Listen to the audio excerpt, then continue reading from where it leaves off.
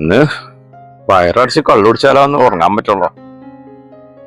എന്താ ചെയ്യാ, നാണക്കേടായി, തലയില് മുണ്ടിട്ട് കിടക്കേണ്ട ഗതികേടായി. ഹലോ ഗൈസ്, ഇന്ന് ഞാൻ വന്നിരിക്കുന്നത് നമ്മുടെ ഒരു സ്ഥാനാർത്ഥിനെ പരിചയപ്പെടാനാണ്. സ്ഥാനാർത്ഥിയുടെ പേര് നിങ്ങൾ കേട്ടിട്ടുണ്ടായിരിക്കും, ധാരാവി എന്നാണ് പേര്. ആള് തോറ്റ സ്ഥാനാർത്ഥിയാണെങ്കിലും ആ പേര് കൊണ്ട് തന്നെ ആള് ഭയങ്കര പകിട്ടിലാണ് നിൽക്കുന്നത്.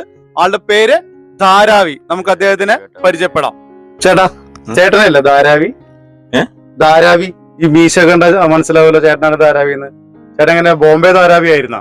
ഞാനും ധാരാവി എന്നല്ല. ധാരാവി അല്ല, ഇപ്പൊ നീ ധാരാവി. പിന്നെ ഇതില് പിന്നെ ആരാ ധാരാവി? ചേട്ടനാണോ ധാരാവി?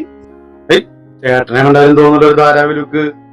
അല്ല, എനിക്ക് അറിയാൻ പാടില്ലാത്ത ചോദിക്കുക, ഇതിൽ ആരാ ശരിക്കും ആരാ ധാരാവി? തോട്ട ധാരാവി ഇവിടെ നിക്കുക.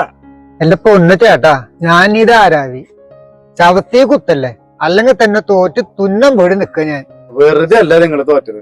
നിങ്ങളെ കണ്ടാലേ ധാരാവി പോയിട്ട് നീരാവി എന്ന് പോലും പറയില്ല. എന്റെ പൊണ്ണ് ചേട്ടാ, ഞാൻ ധാരാവി നീരാവി ഒന്നല്ല, നിങ്ങളെ പോലുള്ളവരാണ് എന്നെ ഇങ്ങനെ ആക്കിയത്. എന്റെ പേര് ശരിക്ക് ധാരാവി എന്നാണ്.